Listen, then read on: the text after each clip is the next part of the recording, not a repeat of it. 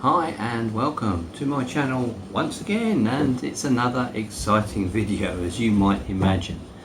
It's sweltering today. It's been one of those days that's been in the 30s, and I'm in the conservatory. The fan is on, but it's still very hot, and we're just getting to early evening, and it's just relentless heat. Today I'm going to talk about orchids, and this has been another one of my hobbies in the past. Going back a number of years, I had probably about 20 orchids in this conservatory, all different kinds, and I kind of got fascinated with growing them and looking after them and the different types of orchid that you could buy. And I found a place down in Devon where they sold different types, because locally, these things are available, but if you go to a specialist place, of course, you can pick up some really strange exotic types of orchid. Now, today's video is about repotting an orchid, because I know a few of you have asked me over a period of time, people that I've known, how to go about this. Those that have known that I have grown these in the past. So I've got one here today that needs repotting. Here it is. And I may need to adjust my other camera, I think. Let's have a look. Does that work? Maybe. I may change this as we go through this, but this camera seems okay. The front one seems okay at the moment. So, as you can see, a typical Phalaenopsis type orchid that you would commonly find anywhere and probably receive as a gift. As you can see, it's done very well in here. It's actually at a point where we can actually split the plant. It's got two distinct areas of growth, very healthy growth. There are no flower stalks on this at the moment, but it's very healthy, and it's doing very well in here, in the heat actually. So what I'm going to do is I'm going to take this out of the pot, and I'm going to show you how the root system works, and I'm going to show you how to split this, but also how you might repot your plant as well, because I think there are a number of things that happen with orchids that people have. They get overwatered, and all sorts of other things happen to them as well.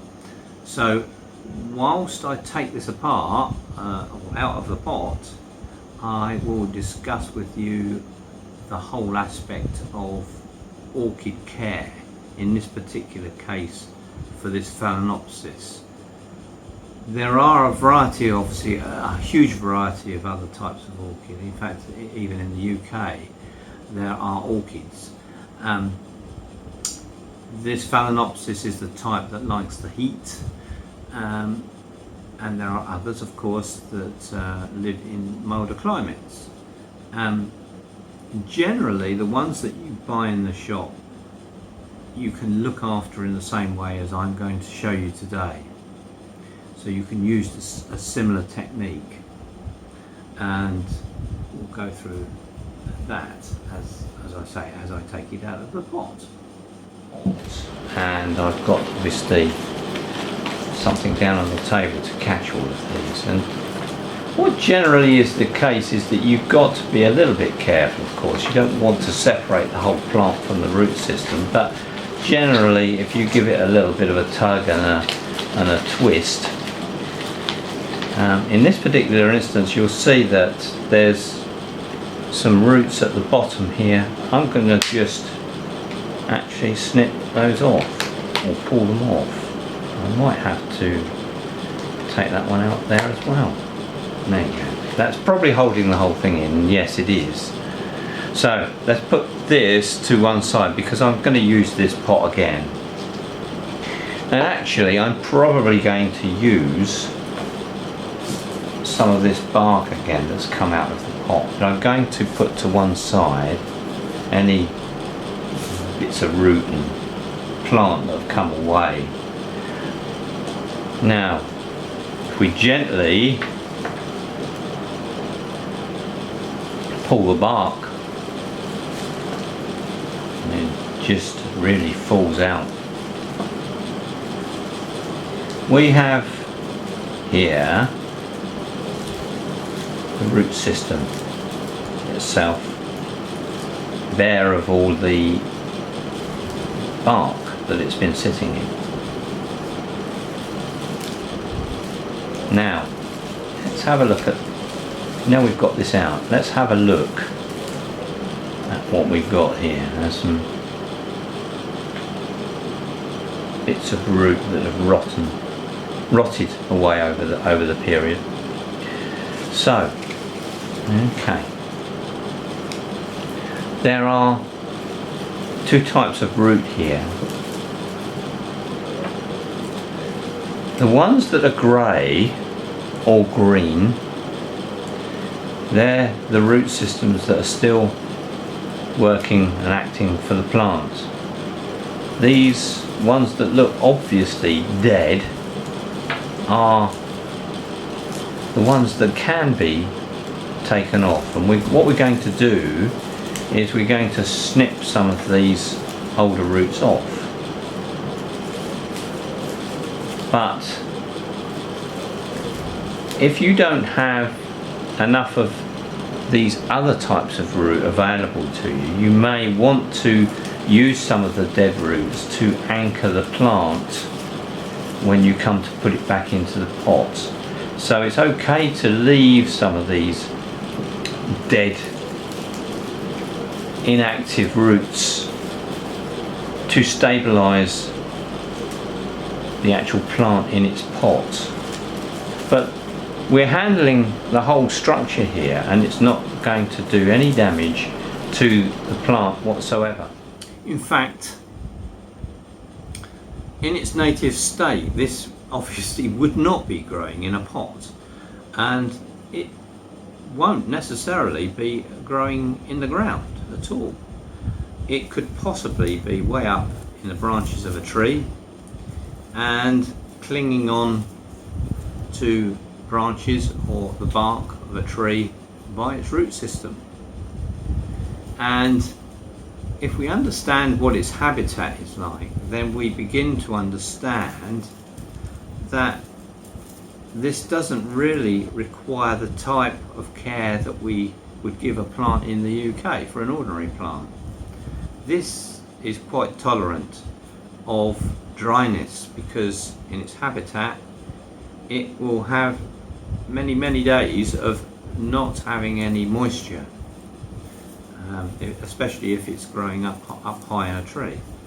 And then when it does get rained on, it obviously takes that moisture in. But one of the things that tends to kill these plants in UK homes is overwatering, and you don't need to water this plant in the same way as you would any other plant that you might have in your home. It just doesn't. What it will just do is rot these roots. That's all it will do. You've almost got to treat these plants like air plants, and you could actually mount a plant like this, an orchid like this, on a piece of bark or something, or a log or something like that, and grow it quite comfortably in that way.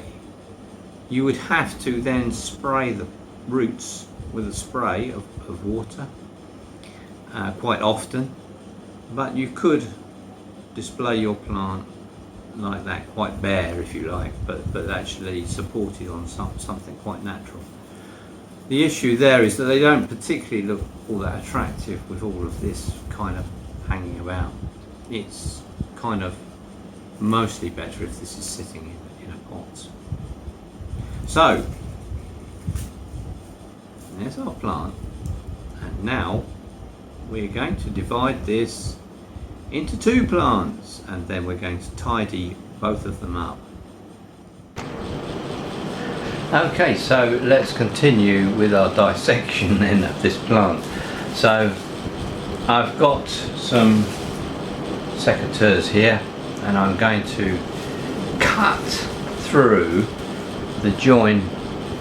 I'm not sure if you're going to see this very easily, but I think once I've made the cut through, I think you'll be able to see both individual plants easier. So I know where I want to cut. They are joined together by this kind of there's a little bit of a root in the way there, but once that's through there, I think the two, hopefully the two are going to separate out. So just there, I think. Yes, there we go. Let's wait for the camera to come back into focus. So what have we got there? So we've got an orchid now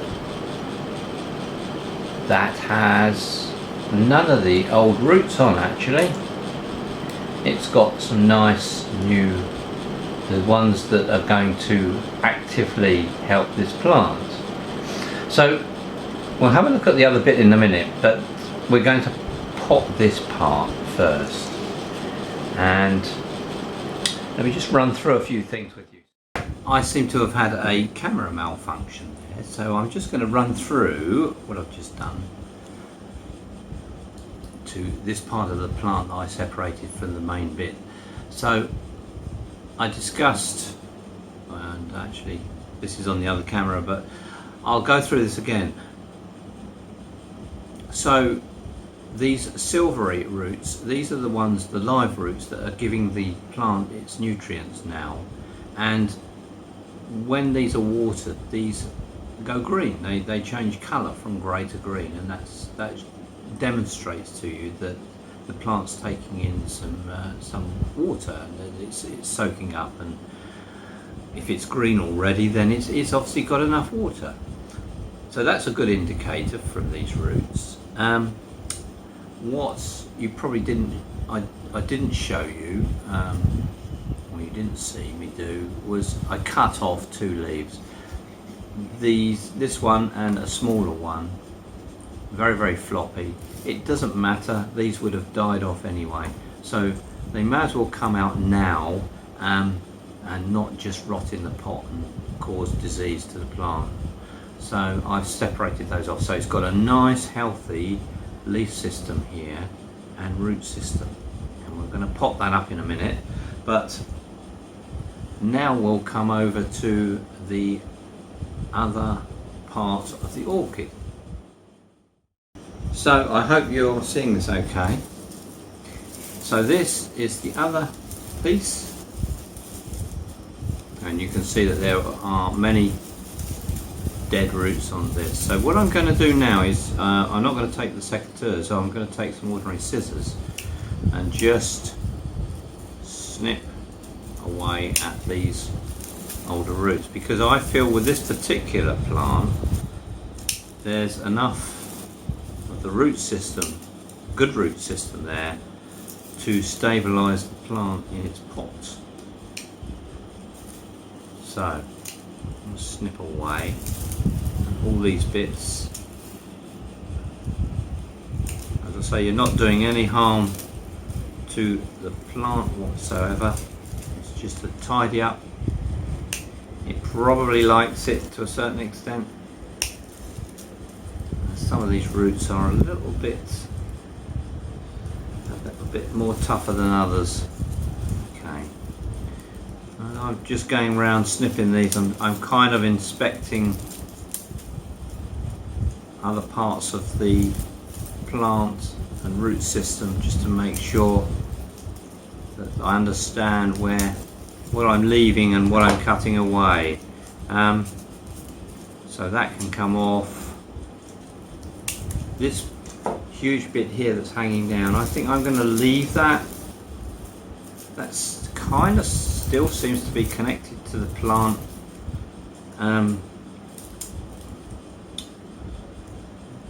It seems to still be doing the job that it needs to be doing, but further up the top, yes, it is. It's kind of all joined together there.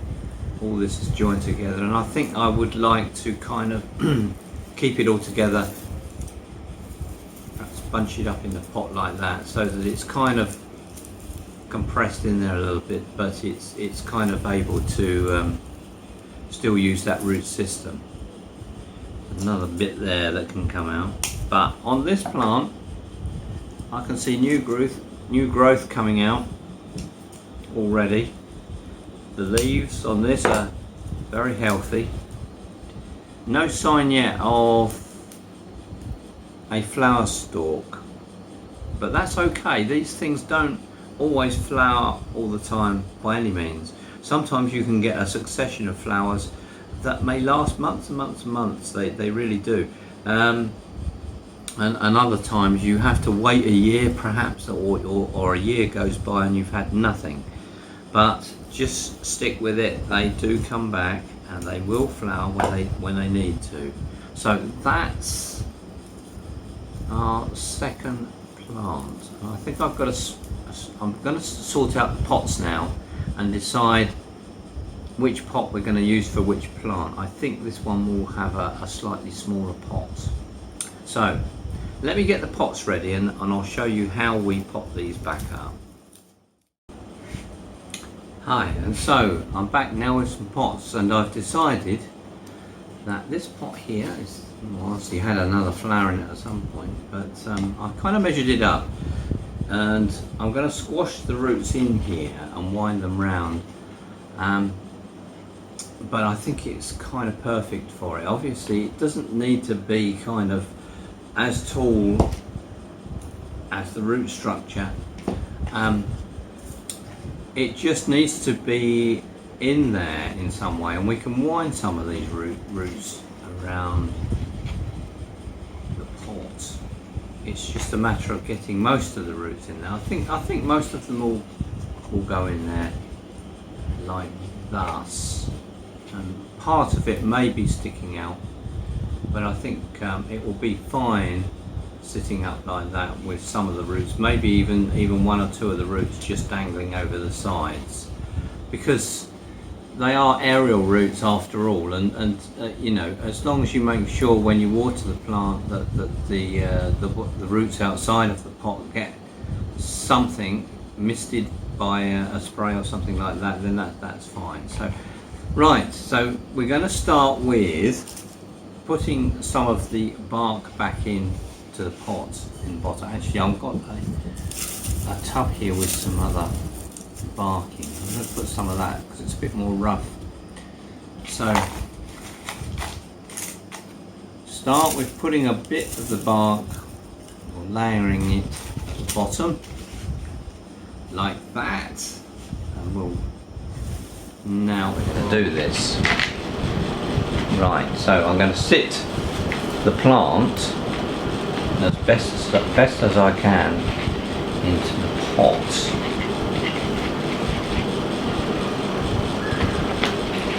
Although these roots are very strong, you obviously don't want to damage them in any way, but I think, yes, that's going in okay. Once you've got it kind of in position, you can then start feeding in around the sides, turning the pot like this. And this is, as I said, this is the older bark that's going in here. I may need to top this up in the end with some of the newer. That. Now, it's not going to sit in there completely like that. You need to use your thumbs around the sides to kind of squidge it down a bit. A moderate amount of pressure there around the sides, and you'll get to a point where the plant is happy to sit in amongst all of that bark. doesn't have to be right to the top. What you're doing is you're just giving the plant some form of base to start a new life. So I'm not sure about that. I would like it to be sitting up a bit further, like that perhaps. I think it needs a bit more bark around the other side, so let's put some of that other stuff in there. Just push it down, as I say, with your thumbs. Just push it into shape, and there we have it. Now that's sitting up a bit more now, and of course this bark in here is very dry and it will need watering. And the way I'm going to water this now is I'm going to give it a good soaking. I'm going to run it under the outside tap and give it a good soaking. Ideally what it really needs is rainwater or distilled water. If you're a perfectionist, then that's what you're going to be using, but I've found our normal UK water is absolutely fine. It hasn't killed it off so far, so it must be okay for it. So there we have it. That's number 1 done and ready for a good watering. Now here's our other bit. So let's put the pot in place, and you can see that. Put some of this bark into the pot like I did the other one. Crunch it down. Place our orchid roots into place, and I'm hoping that this will get kind of anchored down. Oh, there's a stem there. One of the old flowering stems needs to come off, so I'll chip that off, and possibly that root there, one of the old roots I must have missed there. Now that's sitting up quite nice in there. I'll say one of the roots is just poking over the top. That's fine. And now all we need to do is just add some more of the bark around the sides until we fill the pot up.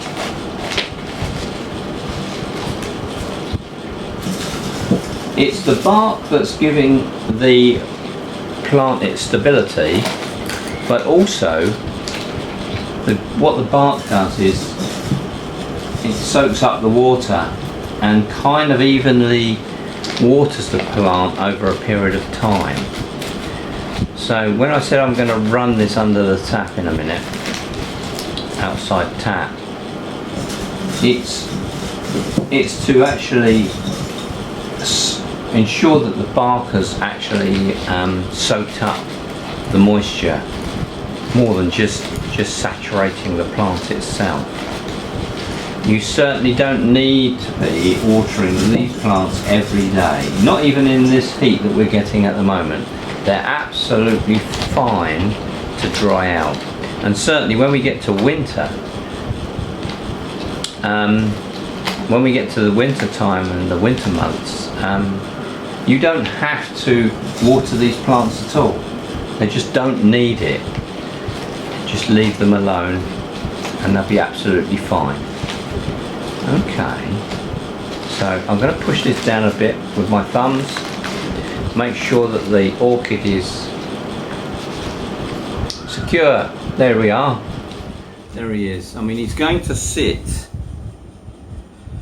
when he's been watered, he's going to sit in, I can't remember where I put it now, in the vase that this one was in. I seem to have moved it. No, it's over here. So he's going to sit in this anyway, like that.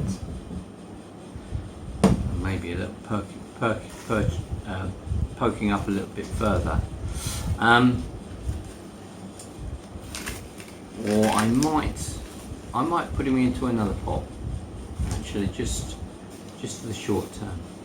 So I'm going to go off and water these now, and then well, that's it basically. Just keep an eye on them for the next few days, because what you don't want to see is any kind of change in the leaf structure as far as fatigue, because it's the leaves that usually generally start to show that the plant's under some distress. I mean, it's been out of the pot, it's been handled, it has had some distress from all of this, but hopefully it should settle down quite quickly. The last thing it wants though is to be sitting in water for any length of time, so don't feel that they need that. Okay, that's it basically. That's repotting orchids, and I hope you've found that useful. If you've got any comments, please enter your comments in the comment section, and if you like the video, please press the like button. That's always important, and subscribe if you want to subscribe to this channel. At the moment it seems to be a bit random as far as what videos are actually shown, but I hope you've enjoyed that. Keep safe, and I'll see you on the next video. Bye for now.